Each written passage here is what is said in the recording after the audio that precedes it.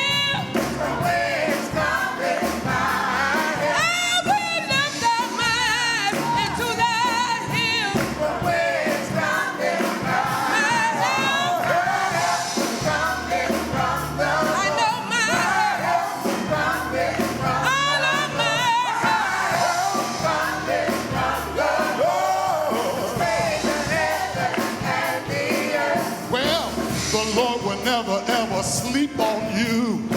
He'll never cause your foot to be moved. He's the shade on your right hand. He's the shield for both day and night. Oh, I will lift my eyes unto the hills. The way it's coming by. I will lift up my eyes unto the hills. The way it's coming by. I will lift up my eyes unto the hills. The way it's coming by. I will lift up my eyes unto the hills. The way it's coming by. My help coming from the Lord. My help coming from the Lord. My help coming from the Lord. Which made the heavens and the earth. The Lord will never ever sleep on you. He never cause your feet to be moved. He's your shade on your right hand. He's a silver moon day and night. So I will lift up my eyes unto the hills. The way it's coming by. I will lift up my eyes unto the hills. The way it's coming by. I'll always lift up my eyes unto the hills. The way it's coming by. I will lift up my eyes unto the hills. The way it's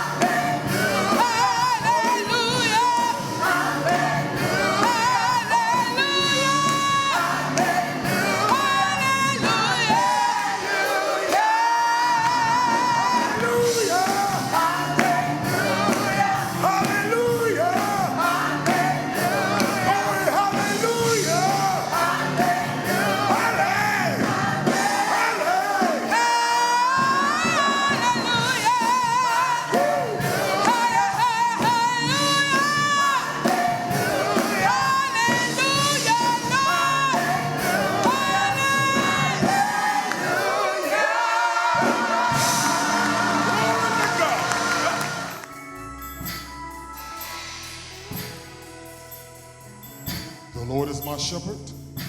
The Lord is my shepherd. He goes before me. He goes before me. Defender behind me. Defender behind me. I won't fear. I won't fear. We're going to sing that again for you. The Lord is my shepherd. The Lord is my shepherd. He goes before me. He goes before me. Yeah. Defender behind me. Defender behind me. I won't fear. I won't fear. I like this next verse. It says, I'm filled with anointing. I'm filled with anointing. Oh, yeah. My cup's overflowing. My cup's overflowing. Hallelujah. No weapon can harm me. No weapon can harm me. Yes. I won't fear. I won't fear. Everybody sing it. Hallelujah.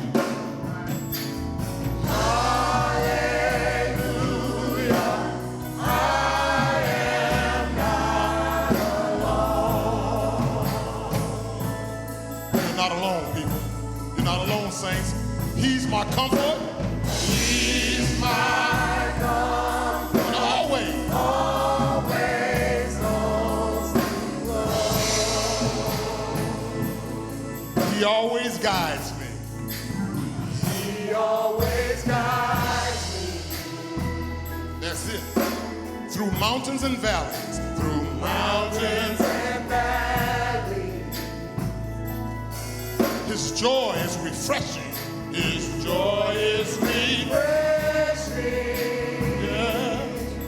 Restores my soul. Restores my soul. Come on and sing, saints. Mercy and goodness. Mercy and goodness.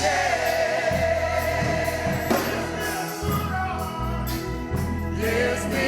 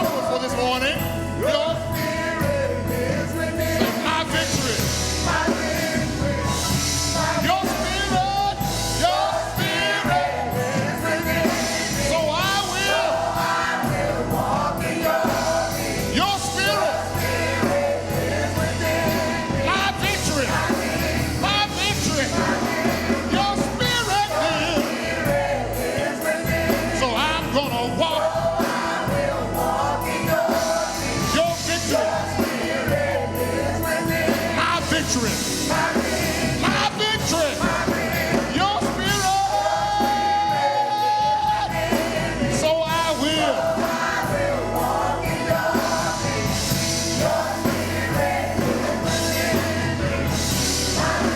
My victory. Your spirit.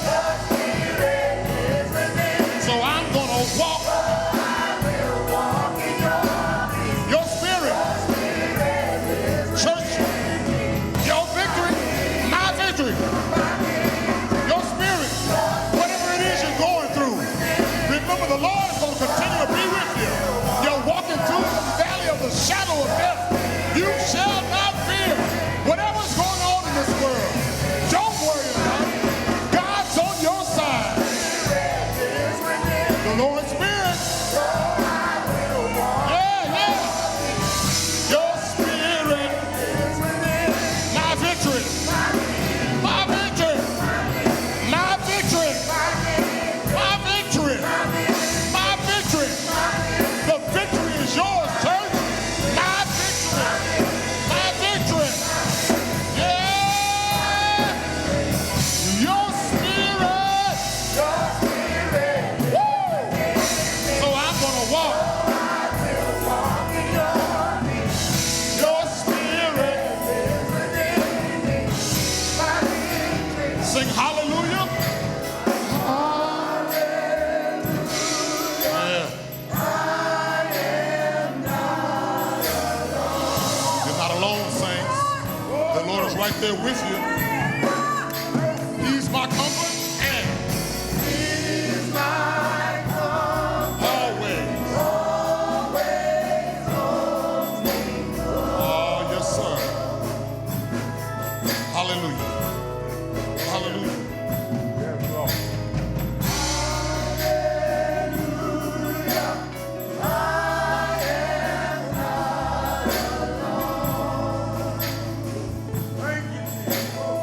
He's mine. He's mine. Thank you, Lord.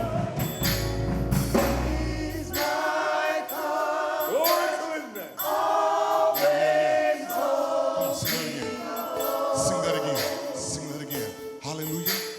You're not alone. Hallelujah.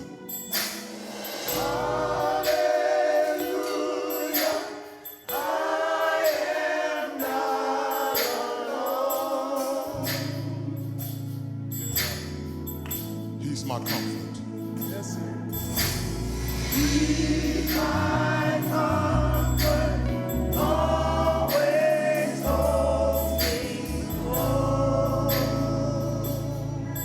Oh, yeah. Yes, Lord.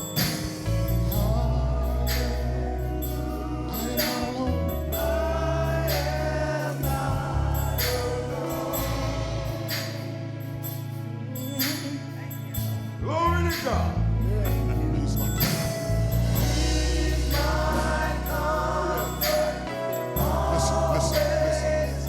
Listen. Listen.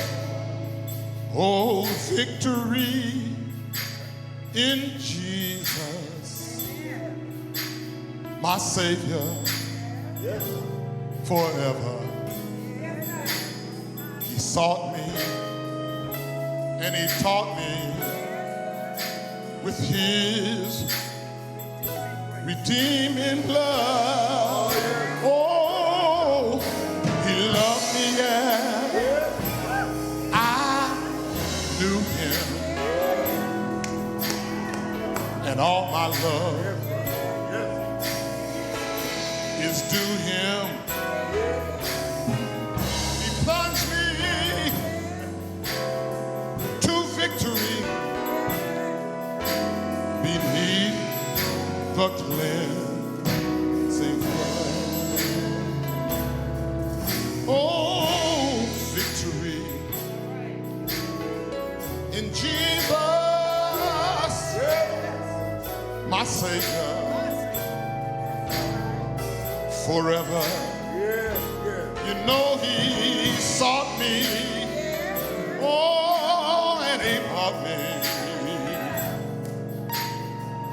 with His redeeming blood. Oh,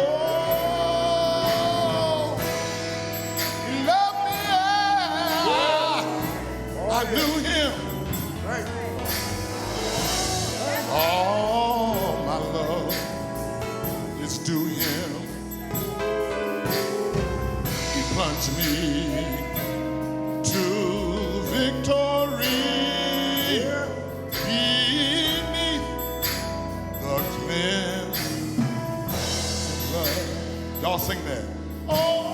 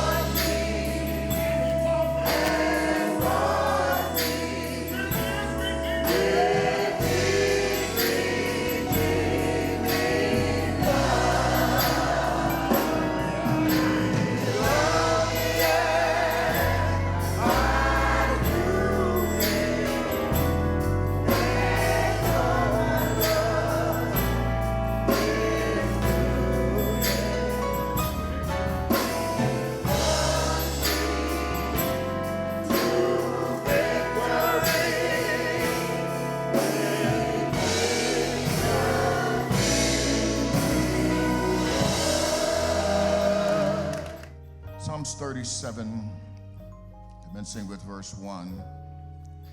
Do not fret because of those who are evil, or be envious of those who do wrong. For like the grass, they will soon wither. Like green plants, they will soon die away. Trust in the Lord and do good. Dwell in the land and enjoy safe pasture.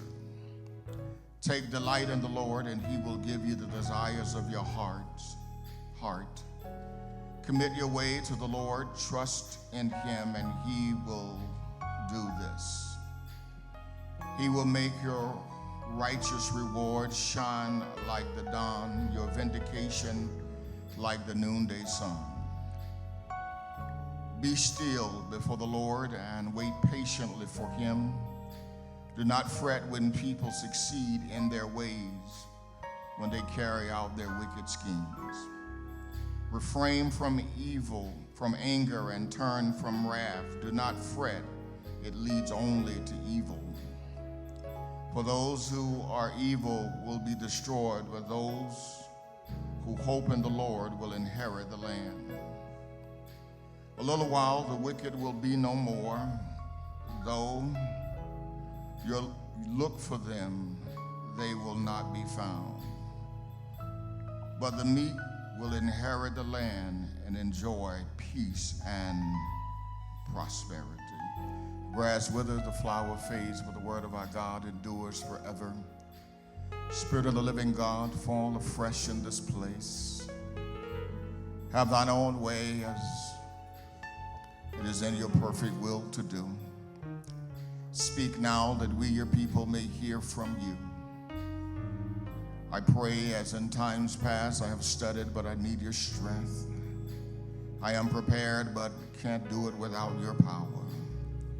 I'm indeed willing, but only you have the ability to make me able. So use me for your glory and for the edification of the body of Christ, until the preaching of the cross, that Jesus may be seen and someone may be drawn nearer. In the only name that matters, the name that is above every name, the name of Jesus, we do pray. Amen. May be seated in his presence.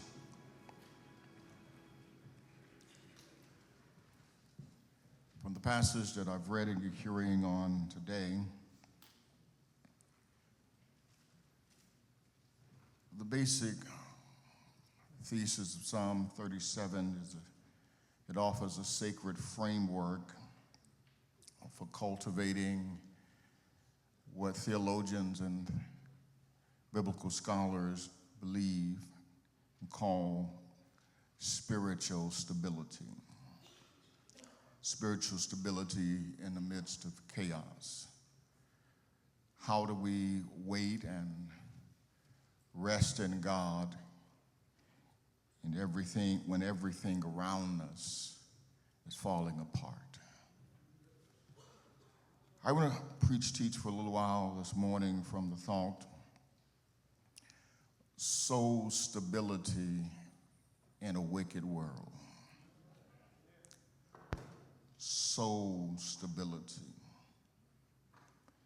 How do you be cool? How do you maintain your sanity when you're surrounded by wickedness? The intentionality of evil. Let's see. Once again, we've gathered in this place and we find ourselves on holy ground. We're on holy ground during a significant season, having just finished, according to the Christian calendar, the season we call Lent and Easter. Now we walk in Eastertide. Eastertide is that sacred time. It's the 50-day span from the resurrection to the day we call Pentecost. 50 days after the resurrection, you have the church being birthed at Pentecost, so we celebrate Pentecost. So as we walk through this sacred season of Eastertide, it is more than lilies and hallelujahs. It's that stretch between resurrection and Pentecost, between promise and power, between what God has done and what God is planning to do. But if we're really honest, many of us are somewhere between holding on or letting go, between hope and heartbreak. The world around us is spinning with the news cycles of unrest. Headlines scream injustice. Systems are crumbling. Corruption at every turn. And silence often screams louder than truth. We're watching the moral scaffolding of a society collapse right before our very eyes in real time. Visibly present at every turn are the divisions that cut through our communities and even through our hearts.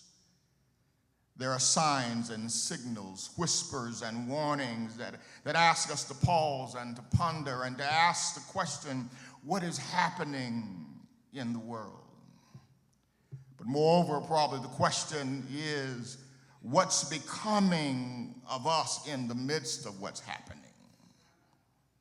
And so I want to raise this tender but honest appeal to you today. Knob family and those who join us in our cyber sanctuary, can we talk for a little while? Can we just, for a moment, take off the mask? Can we lay down the heavy burden of appearing as if we've arrived, as if we've got it all together, that we've got it all figured out, that we've conquered all there is to conquer? Can we lay aside the illusion that we are untouched by the struggle, unmoved by the doubt, unshaken by the fear that grips us? Can we resist the pressure to make other folk feel that we're perfect for just a little while? Can we admit that we're not that polished, that we don't have it all together, that we're not invincible, and yet we're dealing with invisible wounds that you cannot see? Can we be brave enough to admit that faith doesn't always come easy? And sometimes our belief wavers like a storm. Can we be honest and talk for just a little while and admit that there are some times that we feel that our prayers are suspended in transition? That they didn't make it to God because some of the things that we've been praying about don't seem to be changing? Can we acknowledge that we're carrying grief that some of us cannot name? Can we acknowledge that we're too embarrassed to tell the real story to some folk because they wouldn't understand? Can we be honest just a little while? Can I ask you to just walk with me as we take this journey through the sacred space of truth today? This is not a common space. I know it's uncomfortable, but can I tell you it's holy space? It's not polished, but it's real. It's the kind of space where things happen, where honesty is the liturgy and vulnerability is the offering. Are you willing to be vulnerable for just a little while? It's the kind of space where Pentecost doesn't feel like it's a real promise, but living and breathing. We don't see the power of God sometimes operating where we want us to be. So take the mask off. I know we look like, you're dressed like you got it together. It's like me, you walked in here, got it together. Everything is good. But I want to stop and ask you to join me in the classroom of honesty, where the Spirit teaches and whispers. And I'm glad the Spirit teaches and whispers, because guess what? God doesn't whisper to you what's going on in my private places. If he did, you'd be tripping.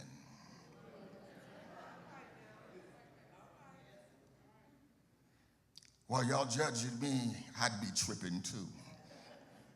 Because some of y'all would rather take a nip than to take a nap.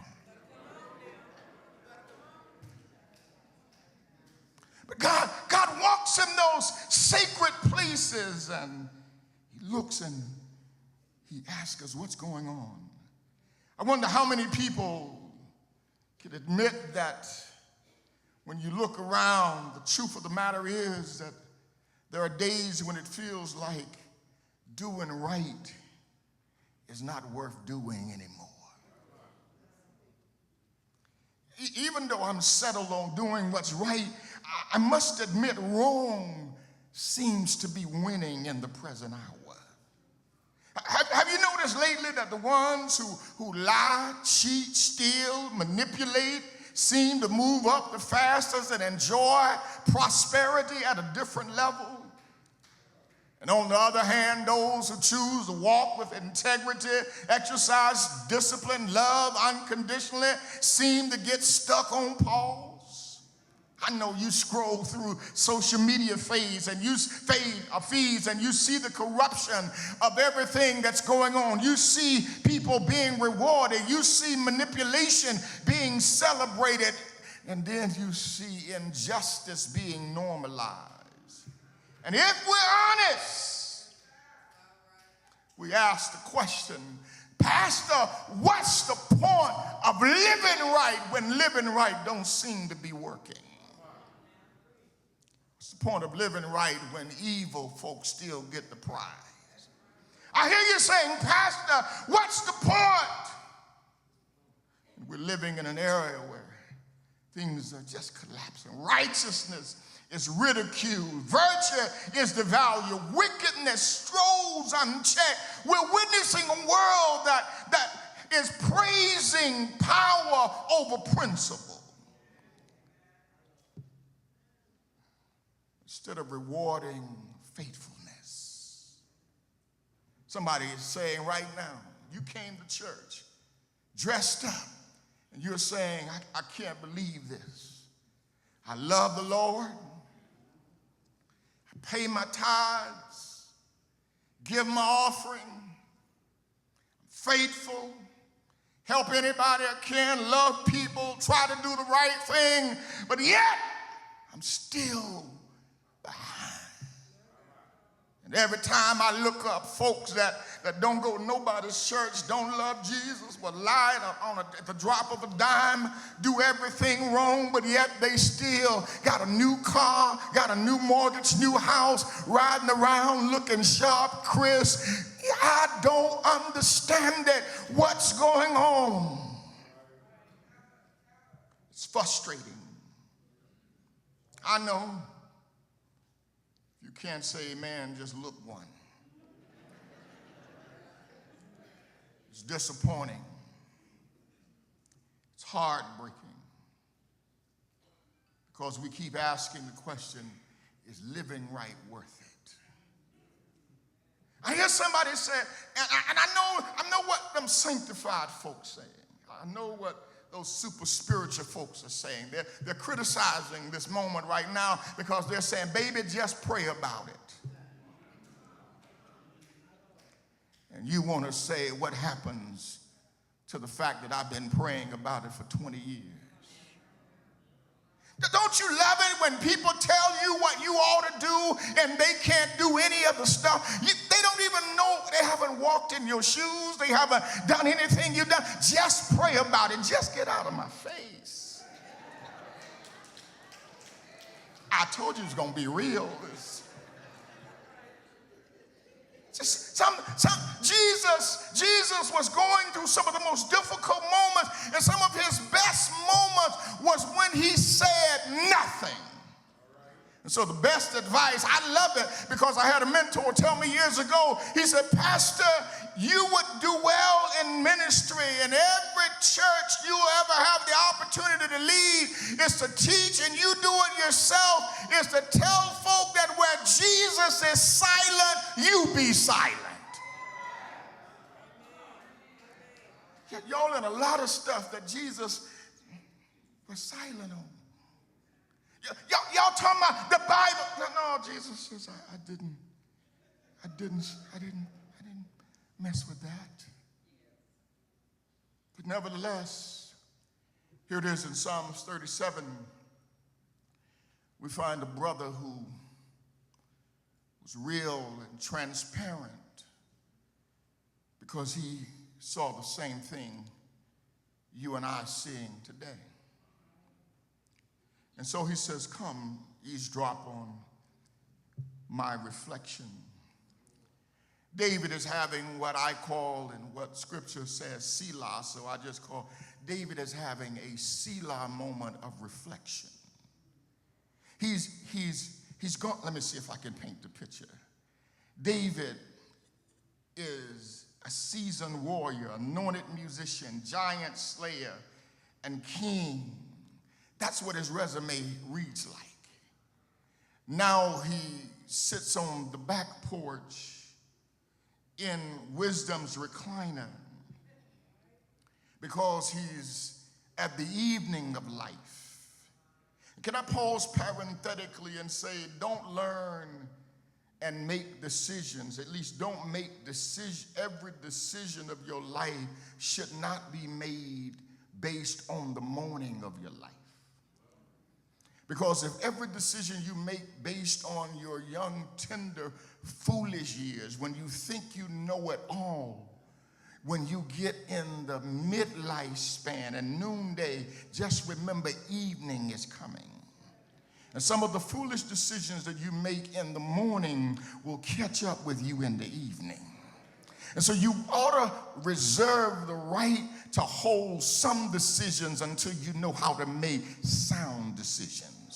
I know your mama don't know anything. I know your daddy don't know anything. I know your grandmama don't know anything. I know the folk who are older than you don't know anything because they've only lived a few years more than you do. But can I tell you, they're trying to help you, that some of the decisions that we make in the morning of life will catch up with us at noonday, and we'll regret them in the evening. So don't make all of your decisions in the morning of life because you're not smart enough. You have not lived through enough. You've not been war-tested enough to know what kind of decisions you should be making for the end of life, at the beginning of life. So David says, here, take it from me. I'm sitting on the back porch reflecting over my life. He says, and one thing I can tell you, he said, I've been young, now I'm old.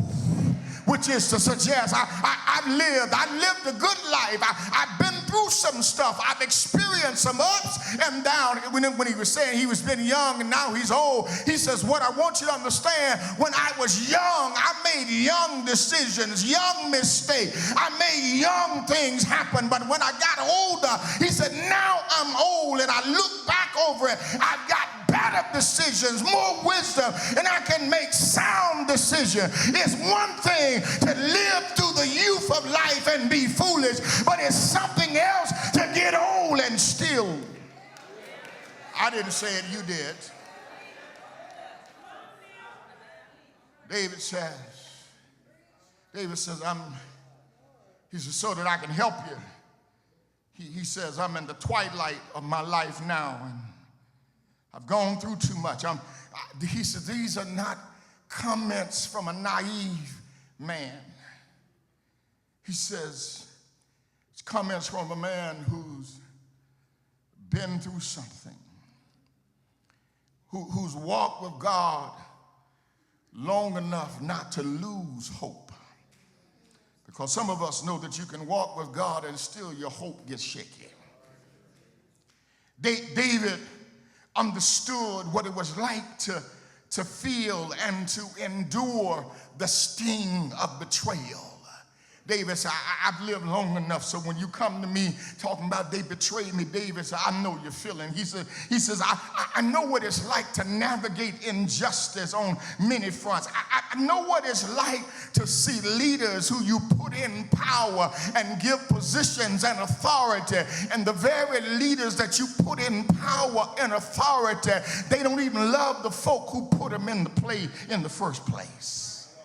David said, I know what it's like to be haunted by my enemies. I know what it's like to be on top of the world one day and on bottom of the world the next day. I know what it's like to go through trials and tribulations. But David said, if you check my resume out, I believe I've got something to say. So I'm going to step to the mic and say what I've got to say. And since you're asking about his resume, let me give you a reference from his resume.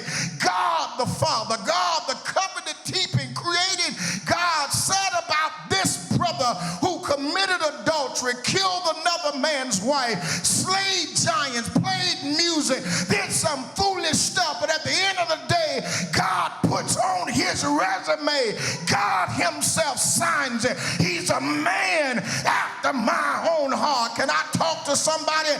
Stop letting people write you off because of the dirt they think they know on you. God has a way of taking you and changing you.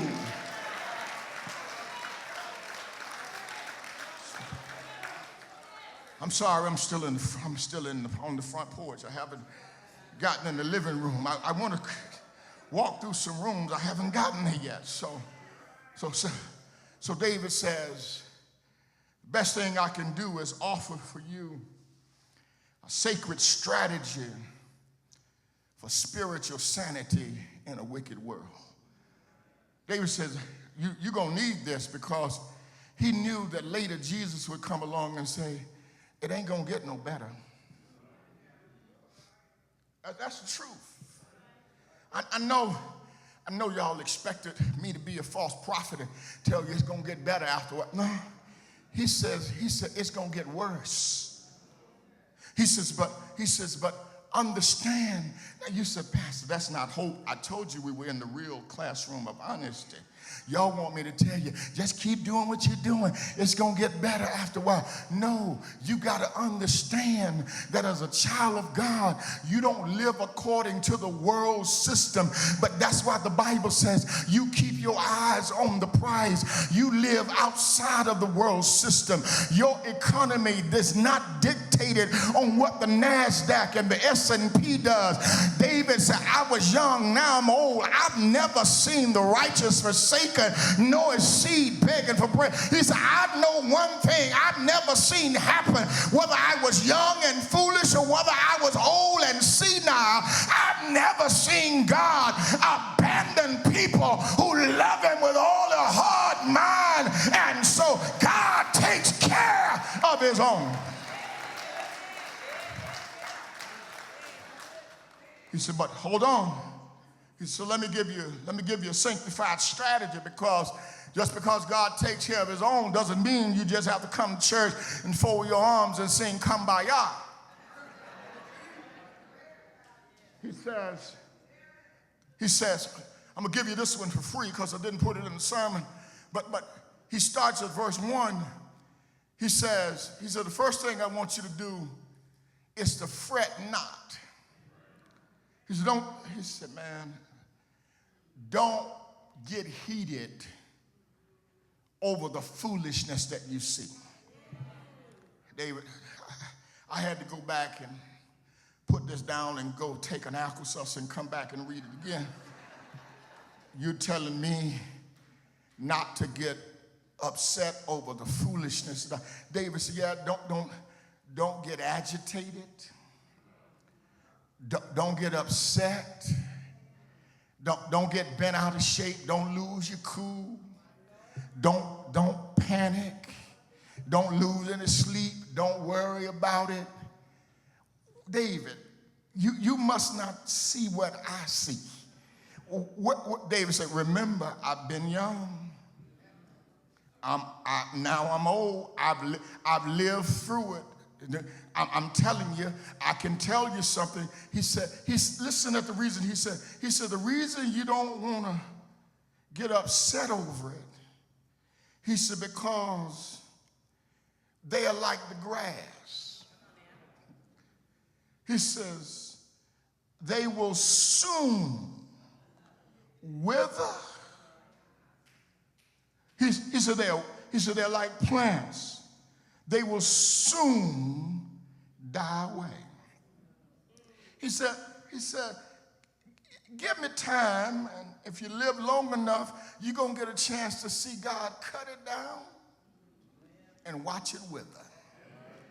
He said, I know you caught up right now. He says, but if I can encourage you to do something. Now, family, I see that cyber person watching me right now. Look dead into the computer screen. Look dead into your camera and just tell yourself, don't get upset. I know it's wickedness. I know it's evil. God said, don't fret it. Don't get so heated because that you get so heated that you lose your cool. He says, be cool under pressure. Learn how to look at what's going on and say, yeah, God's got it. You look at it, he says, you gotta learn how not to fret. David says, it's going to soon be cut off. But listen to what he says. He says, but here's the strategy. So, David, if I'm not going to fret, what should I be doing? He said, I'm glad you asked. He said, in verse 3, he says, trust in the Lord and do good. So shall thou dwell in the land, and verily you shall be fed. David begins with the big picture. He says, don't panic, just be poised. Trust in the Lord is not a suggestion, it is a sacred command. He says, trust in the Lord is not resignation, it's active allegiance to who God is. Gardner Taylor, the late Gardner Taylor said, you got to learn how to trust God even in the dark when you cannot see him. He said, faith is taking God at his word even when the night is dark and the way is unclear. You need to wake up and say, God, I still trust in you. David opens with this imperative because he wants us to understand. He said, because he says, be careful who you trust. Don't trust systems. I know you got some status now, but don't trust your status, because you'll be like the couple that's having dating problems. They put it's complicated. Don't trust your status. Don't even trust your salary. Don't tell nobody I told you that. I know you 6 figures and on your way to 7. Don't trust your salary. He says, and I know you smart. Some of y'all just graduated yesterday. Don't trust yourself. But he says, trust the Lord. In other words, he says, be deliberate in trusting God.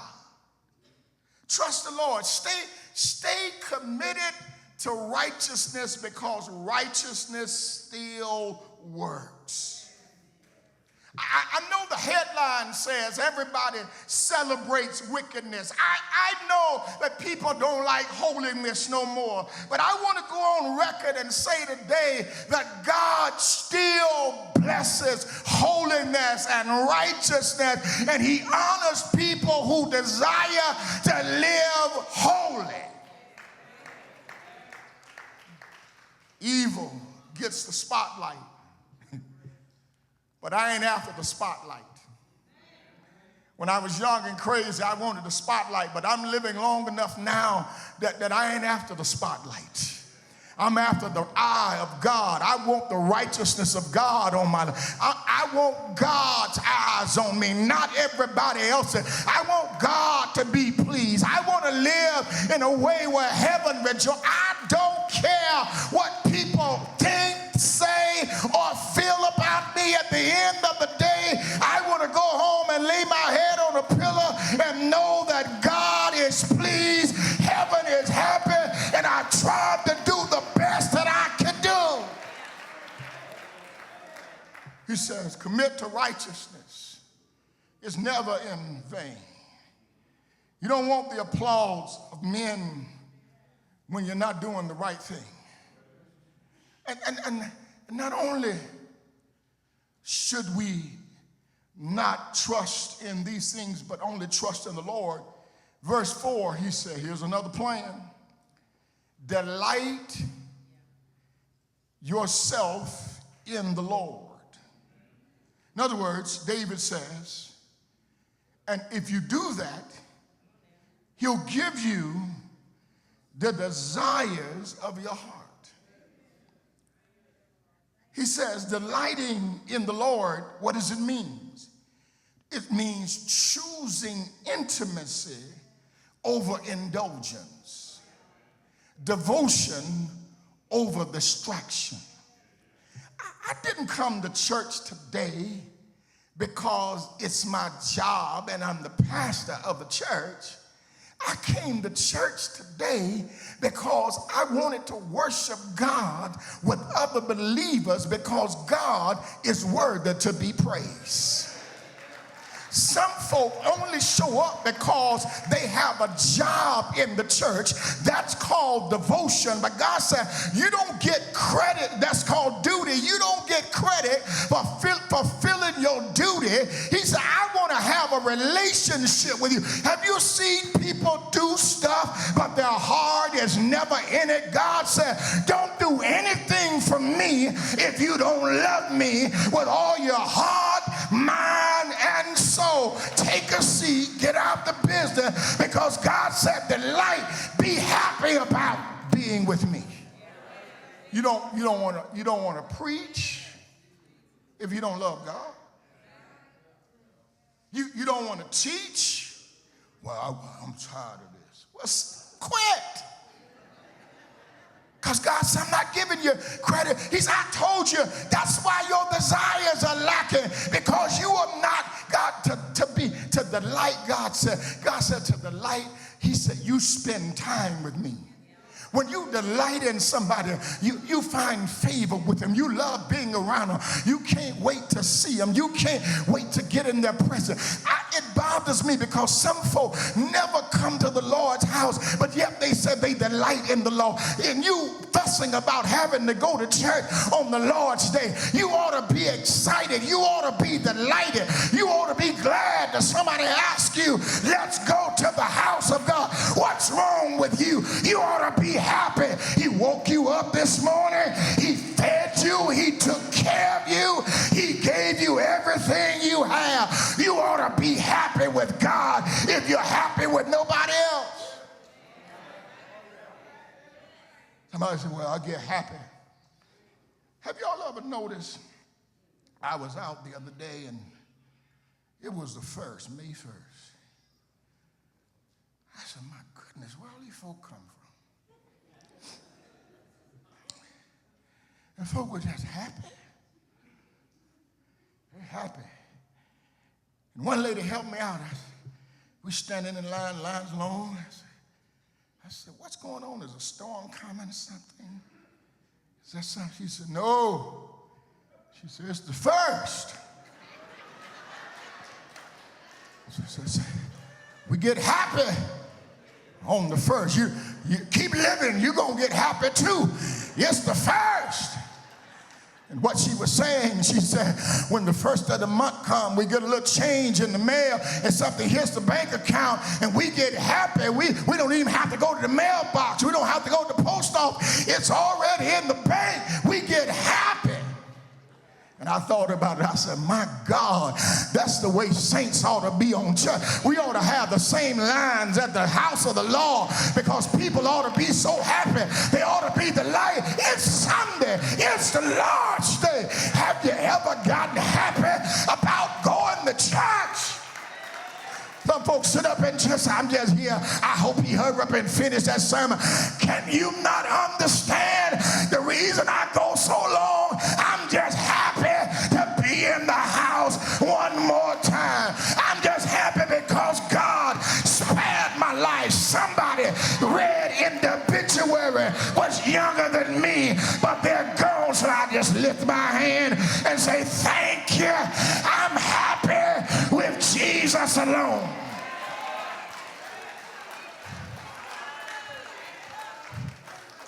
Somebody said they didn't speak to you, Pastor. I didn't come to church. Anybody speak to me? I came to come talk to Jesus. It'd be nice if we speak to each other. It'd be nice if we talk to each other. But sometimes I'm so caught up in what the Lord has given me to do. When you start talking to me, it goes in one ear and out the other. And somebody said, you ain't listening to me, are you, Pastor? I said, yeah, I'm listening, but I'm really not listening because the truth of the matter is I'm trying to hear what the Lord is trying to give to me, to give to the people, because I know this may be the last time that I get a chance to throw the hook for somebody to take a bite and accept Jesus Christ as their Savior. So if you think I'm worried about whether or not I spoke to you or passed you, I had something greater on my mind, and that's the King of Kings and the Lord of Lords, because he's worthy. Jesus is the audience here this morning, not me, not you. We came to lift him up.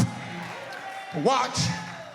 He said, when you get through the lighting, he says, in other words, he said, don't let the world rob you of your joy. He says, don't allow your situations to be distracted because the world seems to be prospering. He said, you do me a favor. Just wait. Just wait it out. Somebody said, I'm concerned about the next 4 years. And I told you this was an honest, transparent conversation. I am too, but not like you think I am. I'm going to wait on the Lord because I can see the Lord taking a crooked stick and use it to hit a straight lick. Have you ever seen God take stuff that folk thought was impossible? He took Gideon with 300 men who couldn't do anything but bow down, and he turned the nation upside down. Can I tell you, God can take 2 or 3 people gathered together in his name and bring this nation to its knees. I'm not looking for who's going to be the next pope. I know who's a King of Kings, and he hasn't changed. No smoke's going to tell me he's anything different. I serve a God who sits high but he looks low. And guess what? He's still in control. I know what Doge says. I know what the cuts are doing. But I'm relying on what David said. David said, if you be with God, delight in him, God will take care of you. Wait. I'm going home. David said, wait. He said, I got one more thing I need to tell you. Thank you for tuning in to today's broadcast of Power for Living. Please join us each Wednesday for the teaching of God's Word at 6:30 p.m. and each Sunday morning at 9:30 a.m. Eastern Standard Time for our worship service. For more information about our church and other activities, you may call our church office at 423-629-6115 or log on to our website at www.orchardknob.org.